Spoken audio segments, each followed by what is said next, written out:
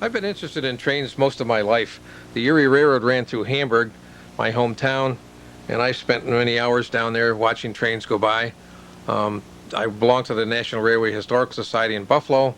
A lot of the members used to come over to Canada to take pictures specifically of the steam engines, but I found out something interesting, that the CP was running a lot of trains on the CN line around Bayview, and I came up there myself once or twice.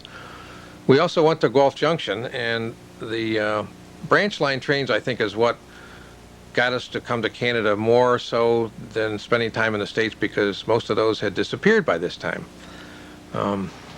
At Guelph Junction, it was just a tremendous place. There was so much action, so many trains going by, you could hardly keep film loaded in your movie camera. There were all different kinds of locomotive classes. There were light 10-wheelers.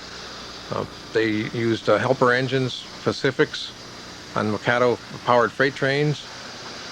The Royal Hudsons were even used in later years. And the concentration of CP power at Guelph Junction led me to break the films into two separate sections. The first part of this is going to be Canadian Pacific, and later sections for CN. These early scenes at Guelph Junction, taken in 52 and 53, show a lot of the earlier power before the diesels really started showing up on the Canadian Pacific. And all of the westbound freights had to take water there. That means they had to stop, water the first locomotive, pull it up, water the second one, and then leave further west. They put double headers on from Etobicoke as far west as Galt, and they changed the direction of the helper at a little place called Orr's Lake, where there was a Y track, and then they ran back light to Toronto, ready for the next trip.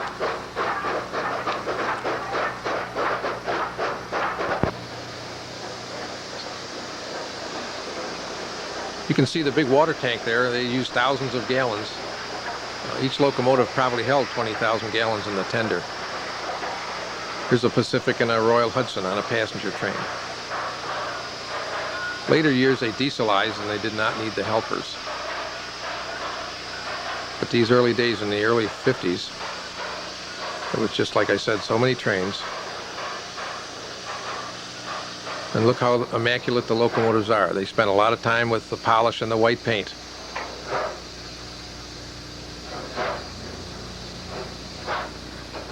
That was a fireman's job. He had to put the water spout in the tender and put in 4,000 to 5,000 gallons. They probably used that much coming up the hill out of Etobicoke. There was even a lunchroom in the station, which we used a number of times. The passenger trains would stop and people would get out and eat their lunch. Obviously from days gone by, but they still had an operation.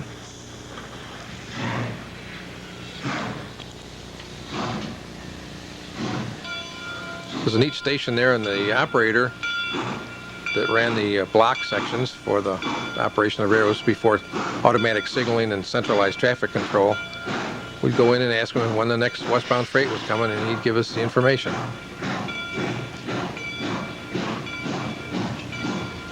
The 2200 Pacifics were hand-fired.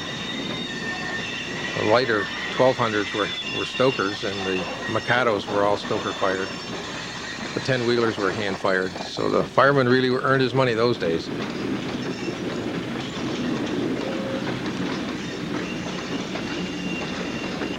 Like I said, there was a lot of engines and actions there. Here's another one off to the left. Probably had come up from Hamilton. And this is the mixed train backing down from Godrich. Passenger train came down to meet the mainline trains a number of times a day.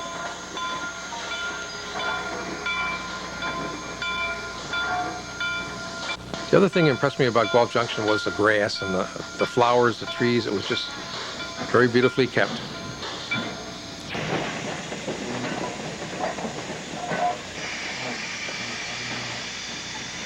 They had a fairly good-sized yard there, although that wasn't their prime reason. Two lines crossed, the one from Hamilton to Godrich, and the main line from Toronto west to London, and I guess Windsor.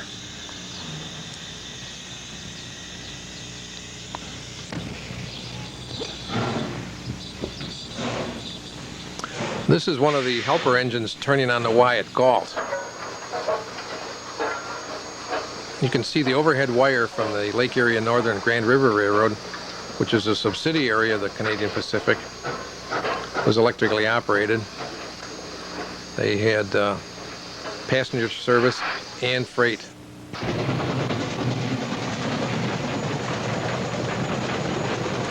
That engine will head back light to Toronto, ready for another trip. And here comes a steam-powered regular passenger train in the early days.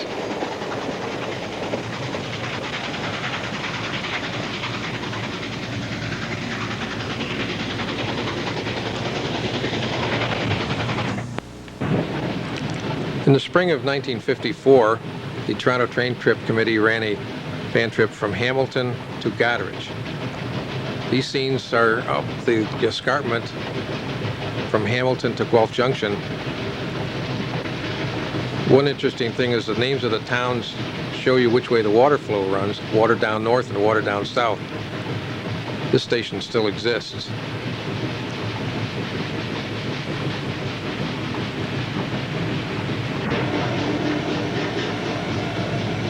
At Guelph Junction, we had to cross the main line.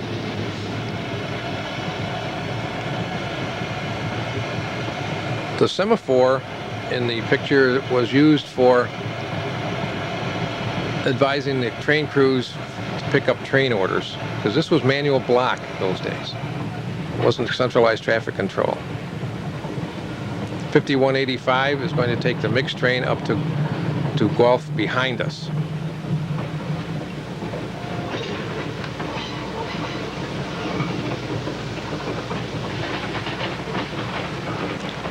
This is at Guelph proper. The gasoline car 9004 was used most of the time, but I understand later they had some problems with it. It was kind of balky to get it started, and they would substitute a steam engine. This is at Godrich, right up at Lake Huron. They had an 060 switch engine, kind of a rare locomotive. I'd never seen one before on the CP. Leaving town, we had to climb a steep grade up out of the harbor front.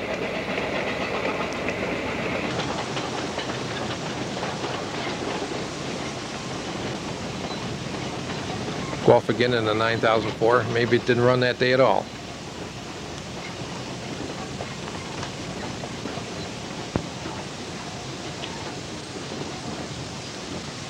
When we arrived back at Guelph Junction, the Mikado on the train went to Toronto, and the few of us that had started from Hamilton had to wait. Behind us from Godrich was a Jubilee type, not too rare on the CP, but not very many in the other parts of the country, especially in the States.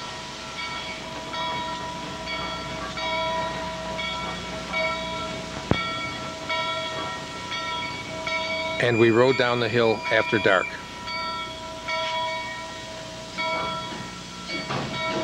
In July of 1957, a couple of us went to Woodstock to ride the mixed train down to Port Burwell. This was a couple of weeks before the train was going to be taken off, at least the ability to ride a passenger train.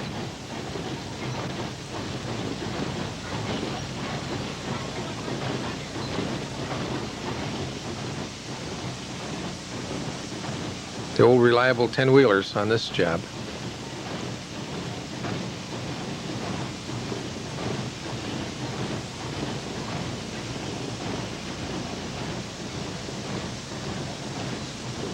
Port Burwell was the scene of a coal dock where the CP would receive coal from Pennsylvania. They brought it over on a car ferry, the SS Ashtabula.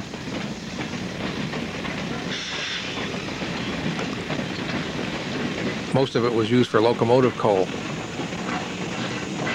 and I'm sure some private industries bought some. At Tillsonburg, we changed directions and went on to another branch.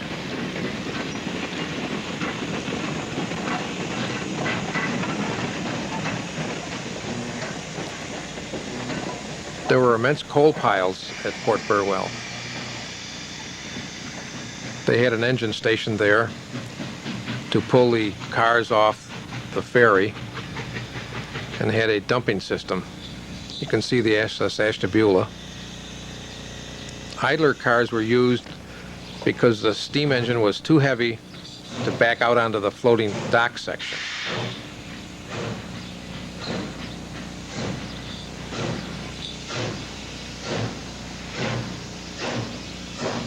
In later years, the ship sank in Ashtabula Harbor. It was raised and scrapped.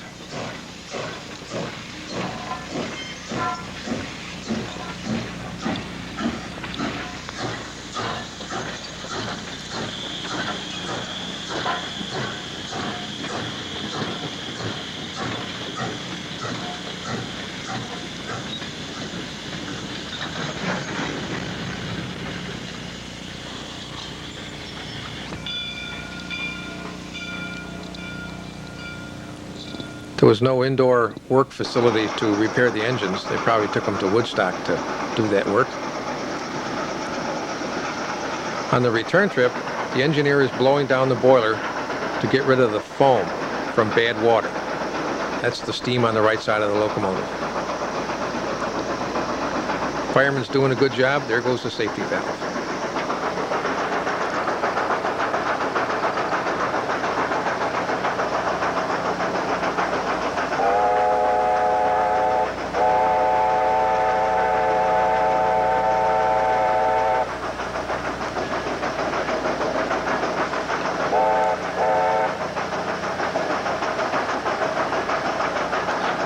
The lime deposit on the locomotive near the cab was caused by bad water, and it foams out the safety valve. This was a problem, and that's why the engineers have to blow down the boilers on occasion.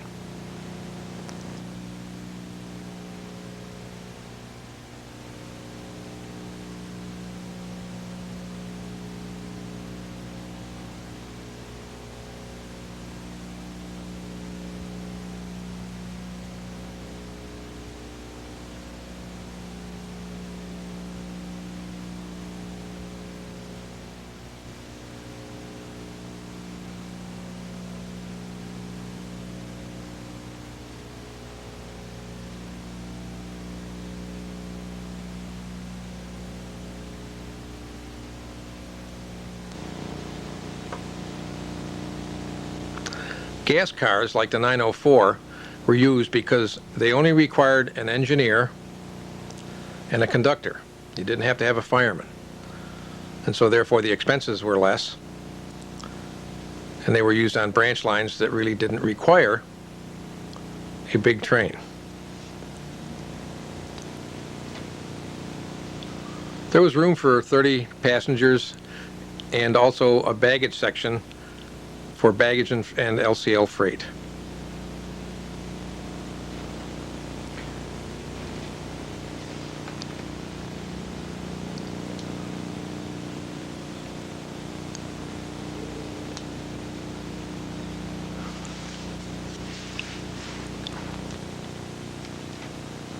I always felt that the steam locomotive was like a living, dynamic monster.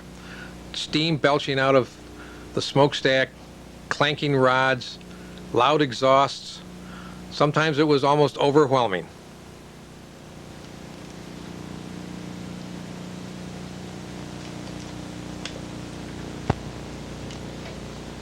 As it got closer, it would even drown out your voice.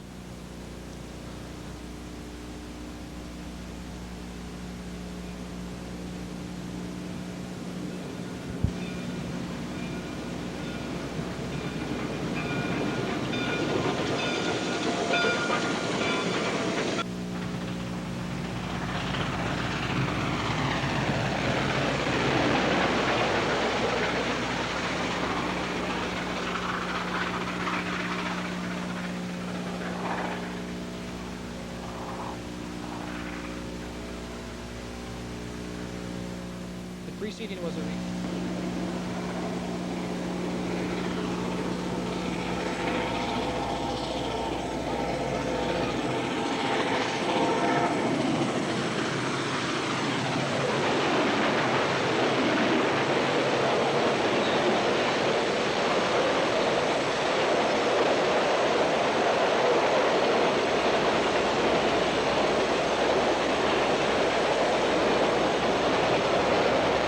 The Hamilton to Guelph Junction way freight is going over the Progresstown trestle.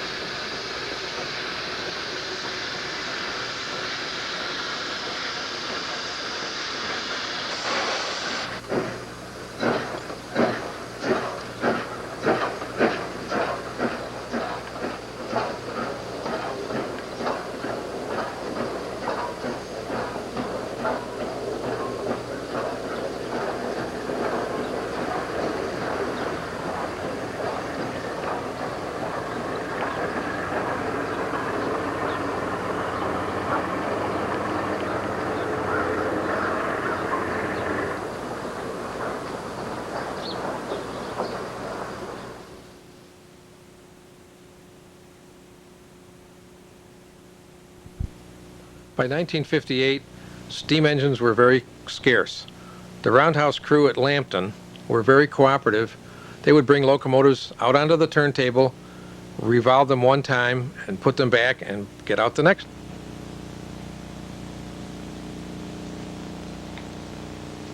I think we were very lucky in the Toronto area in that the CP and CN ran steam a lot later than other areas of the country and in the States.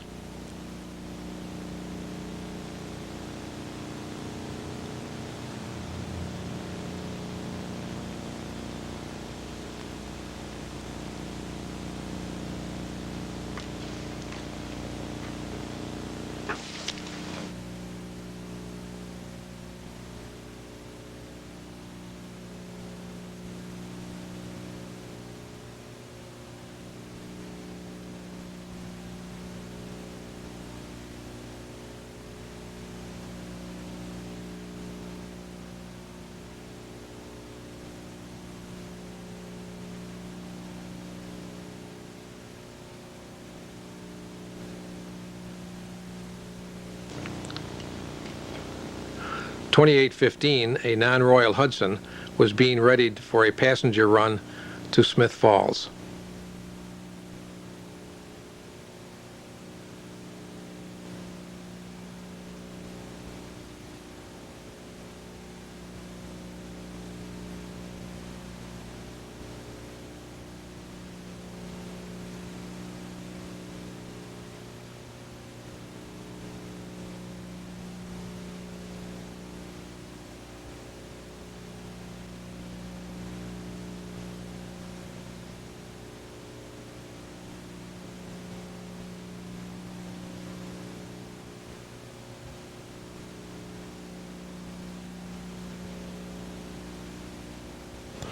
In the days before GO Transit commuter rail service, the Canadian Pacific ran RDC diesel rail cars to various locations.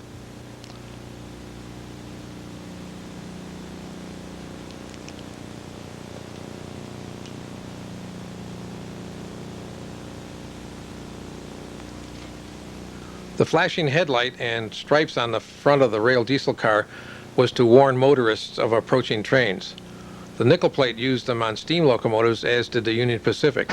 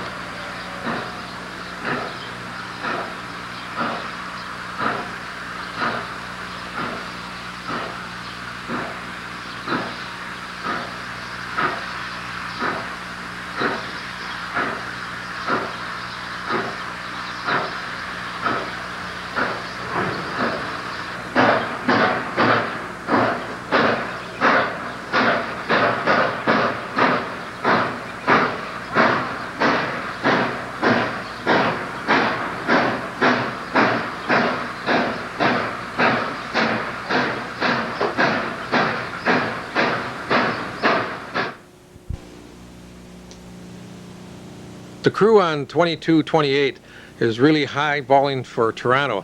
Maybe they got a hot date that afternoon.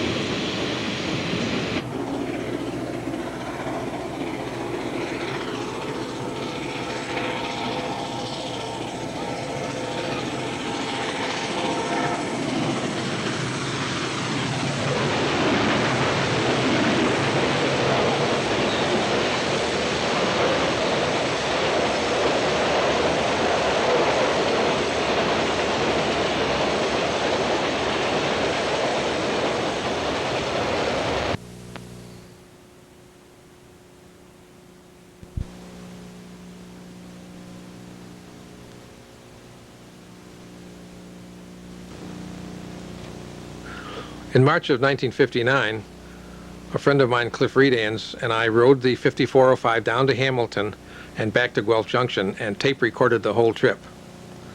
Not much opportunity for pictures, but it was a fantastic experience.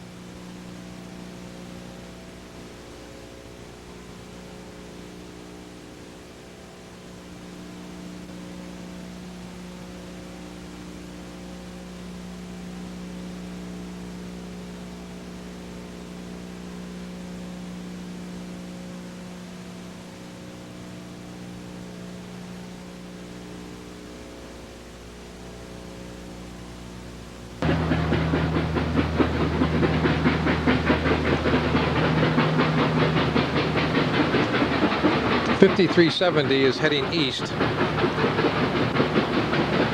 Campbellville. The smoke in the distance is from our westbound freight.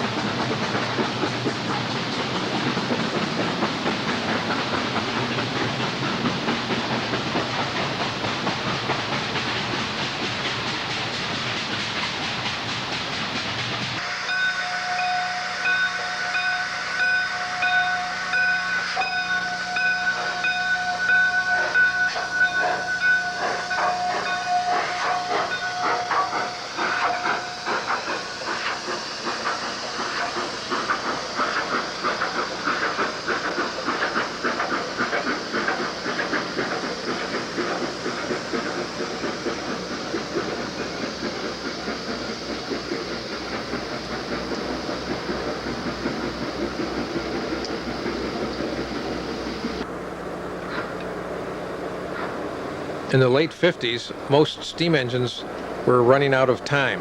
Their boilers have to be reflued every 5 years. The 2857, the Royal Hudson, which at no doubt one time hauled beautiful passenger trains, is now in helper service.